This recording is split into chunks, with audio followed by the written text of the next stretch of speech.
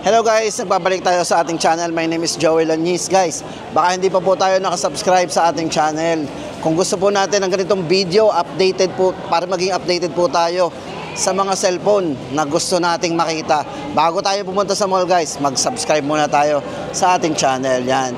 Guys, ito, dito tayo kay Realme para magbigay sa inyo ng latest update sa kanilang mga model. Especially guys, sa mga naghahanap po ng budget phone. Gaming phones, marami po silang pwedeng pagpilian dito. At hindi lang yan guys, meron ding tablet. O yan, sa mga nagtatanong ng tablet, umpisahan na po natin. So ito na nga guys ang ating unang update sa inyo. Ito ang kanilang, ayan, Realme Note 70. Kung naghahanap po tayo ng budget dito kay Realme, ito na po yung pinakamura sa kanila pong mga hilera o yung sa kanilang mga entry level. Ito po may dalawang variants ang kanila pong Realme Note 70. Guys, may nakalagay po ditong built to last. So guys, ang syempre, unang-una po dito ang kanyang battery. Napakatagal pong maubos ang battery nito kasi meron po siyang malaking battery. 6,300 mAh. Massive battery po yan. Syempre, budget phone to. Pagdating sa pabagsakan, so ito po ay naka-drop resistance na rin. Yan, drop and water resistance po yan. Sa mga mahilig sa music, siyempre guys, volume nito, naka 300% volume na. So may malakas na volume yan. Para po sa nga pala guys sa size ng screen, kapag sinusukat po natin yan, size po nito is 6.7 inches. Pagdating po sa screen refresh rate, smooth na rin, naka 90 Hz na po yan. O, diba? With eye comfort display, kung mapapansin nyo, hindi ganun katingkad sa mata yung display niya. Meron siyang eye comfort display. So, meron po siyang customizable na false light dito po sa likod. Yan. So, nag-iiba-iba yung kulay niyan. Para po sa kanyang nipis, yan, kung ano po gusto natin medyo manipis, ito pong nipis ito is 7.94 mm po yan. Ultra slim yung kanyang design.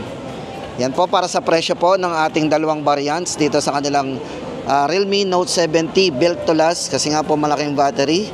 Yan, 12GB RAM 64. Ito po ay 4,399 at ang 12GB RAM 128 4,999. Then guys, lipat tayo. Andito naman tayo sa kanilang Realme C61. For Realme C61, yan. Ito pong kulay na to na hawak natin guys, ito po yung kanilang sparkle gold. Then ang isang kulay po nito is dark green. Pagdating po sa size ng screen, ito po ay naka 6.7 inches na rin with iCar display. 90 Hz na rin po yung kanyang screen refresh rate. Tapos ito guys, itong hawak natin, ito po yung pinaka budget nila ngayon. Ito ay naka 12GB RAM 64 din. Discounted po ito, dating 4,999. Yun nga lang po guys, dahil nga po ngayon ay October 31, so aabangan po natin kung ito po ay magtutuloy-tuloy by November 2025. So yan, may aabangan tayo. Ayan, para po sa presyo nito, 4,599 na lang po ang presyo nito, dating 5,000. Yan, para po dito sa kanilang screen, naka 6.7 inches, 90 Hz refresh rate. At meron na rin pong IP54 po to para sa kanyang dust and water resistance din. Budget phone pero meron na rin 50 megapixel po pagdating sa kanyang main camera. So may main camera na po yan na 50 megapixel po. So battery, 5,000 mAh battery. At syempre guys, kung chipset naman na pag-uusapan natin, ito pong si C61 ay ginamitan po ng Unisoc T612. Yan. Meron na rin pong 4-year battery health guarantee po yan. So, ibig sabihin, talagang maglalas ang battery natin ng 4 na taon. Yan. Para po sa presyo nito, 4,599. At yun nga po, aabangan natin by November yan kung yan po ay magbabago. Tapos guys, ito rin, ang kanila pong Realme C71 naman. So ito naman po yung isa pong budget phone din dito kay Realme, bagong labas din po ito. Realme C71. So ito guys, check natin yung kanyang mga specification para meron po tayong idea dito sa kanilang Realme C71. So unang-una din guys dito, yung battery niya, malaki po ang battery nito. Yun yung mga Meron siyang 6,300 mAh battery o yung massive battery. Then maganda po dito, supported po yan ng 45 watts din. yung multitask niya. So meron po siyang light ano na rin, na po yung umiilaw guys oh. Kanyang Light featherweight, light feather design. So yung design po nito sa likod oh. Light feather design. Para po sa nipis nito, ito po ay merong nipis na 7.79 mm. Matibay din po ito kasi ito ay naka-military grade shock resistance din. 12 ito. Armor shell 11 protection. Yan. O di ba? Worry free tayo pagdating sa mga bagsakan. Asawa ko lang papiliin ko sa Monday. Syempre guys, ito po yung tinatawag nilang ano, meron po itong special features na signal hunter antenna. So malakas po ang signal nito. Yan, pagdating naman po sa kanyang refresh rate, yan dito po sa refresh rate naka 120 Hz na rin po yan.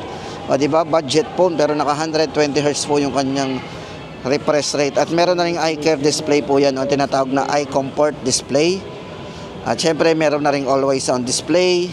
Kung processor naman, ang pag-usapan natin, ito po ay naka Unisoc T7250 octa-core processor.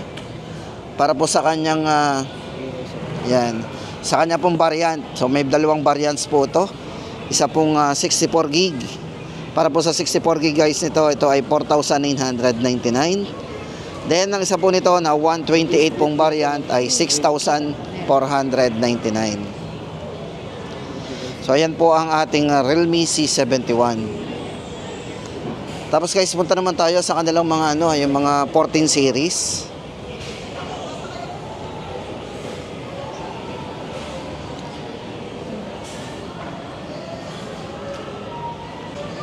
Tapos guys, ito naman ang kanilang 14. Sa 14 series guys, wala na tayo masyadong display po sila dito ng 14 series.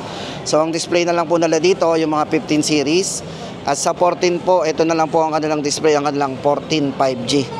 So ito guys, para sa latest update natin sa kanilang Realme 14 5G, ang variant po nito is naka 26 GB RAM plus 256 GB internal storage. Yan guys, ito, pag-usapan muna natin ng display niya. Ito ay maganda display nito guys ha. Naka ano 'to? Naka 6.67 inches. Full high definition plus display. Napakabibid na po ng display nito. AMOLED display po 'yan. Then yung screen refresh rate nito is 120 Hz na rin. So very smooth. Yan. Tapos guys, ito maganda sa kanya, supported na rin yan pagdating sa charging, naka 45 watts po 'yan.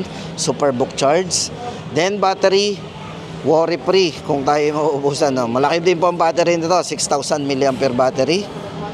O yung kanyang yung kanyang refresh rate po pagdating sa mga gamer dyan guys, ito naka 120 FPS po yan, smooth gaming. Para sa smooth gaming niya. At syempre kung tayo mahilig maglaro, ayan, no worry pag kung ito yung mag-iinit kasi meron siyang tinatawag na 6,050 mm vapor system, cooling system po yan, no? Yung mayroong siyang built-in na cooling system, di ba? At syempre, ulitin ko nga po, pagdating sa game, naka 120 FPS po yan, smooth gaming. At syempre, kung more on camera tayo, hindi lang basta gaming yan, itong si 14 5G, kasi nga po, ito po ay meron na ring pagdating sa camera, meron siyang optical image stabilization, naka 50 megapixel po ang camera nito. Sa camera po, ayan, check natin.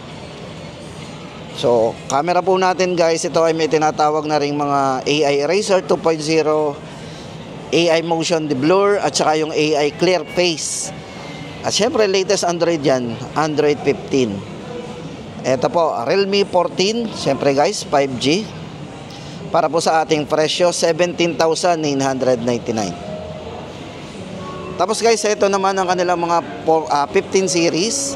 Andito po ang kanilang 15T 5G, ang kanila pong 15 Pro 5G, at ang kanila pong 15 5G. Ito guys, unahin natin ang kanilang 15 5G. So ano bang meron dito guys sa kanilang 15 5G? Ito pong variant na hawak natin, yan, check muna natin ang design yan. Ito po ay naka 26 GB RAM, 256 GB internal storage. Guys, unang-una dito, battery din. Ang ganda ng battery, ang laki ng battery nito pero hindi naapektuhan yung design o yung nipis. Kasi guys, ang battery nito ay 7,000 mAh massive battery. Sobrang laki ng battery guys. Usually nakikita natin yan sa mga tablet na 7 inches. Pero dito, nandito 7,000 mAh battery.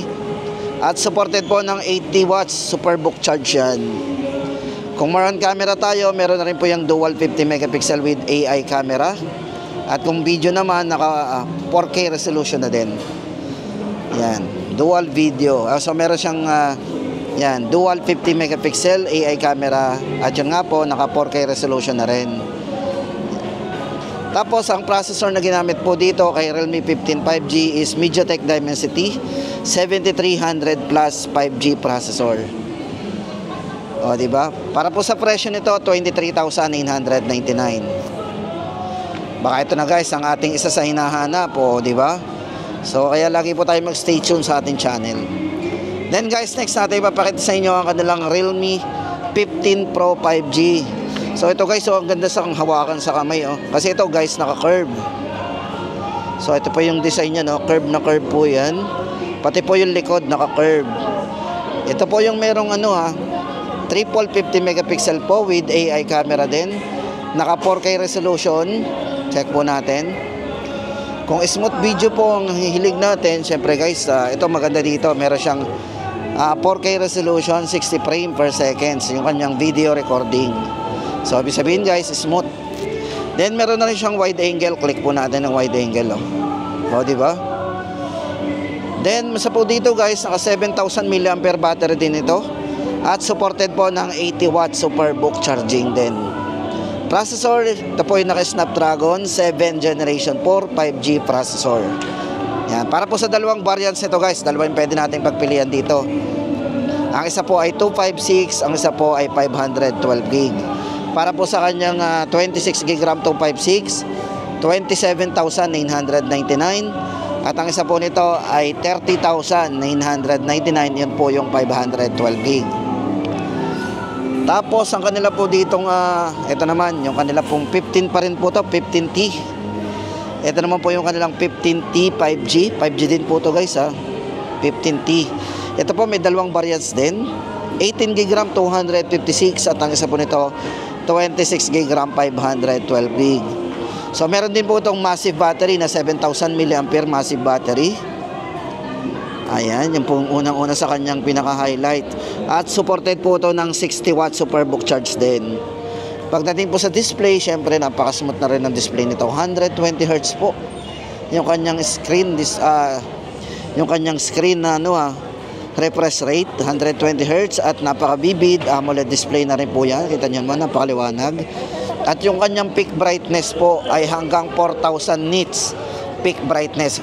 Talagang liwanag ang pag-uusapan natin. Yan. Siyempre, pagdating sa mga mahilig sa camera dyan, ito pong si 15T 5G ay merong dual 50 megapixel po AI camera. Sa video, check natin. Liwanag So pagdating sa processor naman guys, ito bali ginamitan po to ng MediaTek Dimensity 6400. Naka Max 5G processor ang ginamit po sa kanya. Yan guys ang ating dito update dito kay Realme 15T 5G.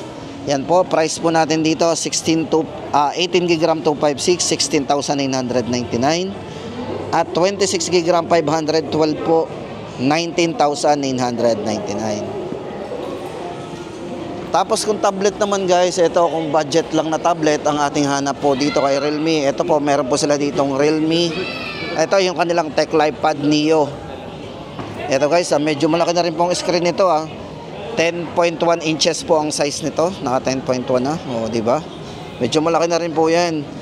Pero maganda guys dito, dalawa yung pagpipilian nating variant. 64GB at ang isa 128. Kung 64 po, yan. Kung hindi naman tayo mahilig mag-download at ang gusto lang natin ay manood ng YouTube, TikTok at kung ano-ano pa, ay pwede po ito. 64GB po nito, 5,999. At kung syempre, kung gusto naman natin ng medyo malaki-laki, ang internal storage, 128 po, 6,499. 500 lang ang difference. O, diba? Napakamura nito.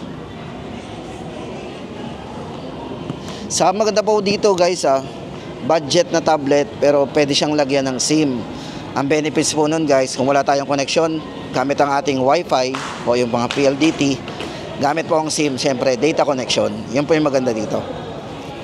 Tapos andito naman yung kanilang kung gusto naman natin medyo malaking screen na tablet, ito po na budget lang din. Ito po 9,999 po ang price ng kanilang tablet na to. Ito po yung kanilang Tech Life Pad Plus na ang presyo po natin dito guys 9,999 at ito ay nalalagyan na rin ng SIM. Yan. Yung nakikita nyo pong keyboard dito guys, yan po ay separate nating binibili. So ayun, check na lang po natin online kasi dito po sa kanilang physical store o yung store nila, wala po silang available ng ganitong mga keyboard. So ayun, available naman po, mabibili po yung kanilang ganito. Yan, separate. So ayun guys, ang maganda dito kay Realme, meron silang mga budget na tablet, budget phone, at syempre guys, ang kanilang mga gaming phones din o yung kanilang kumbaga mga mid-range phone ay available. So yun guys, ang pinaka-latest update natin dito kay Realme.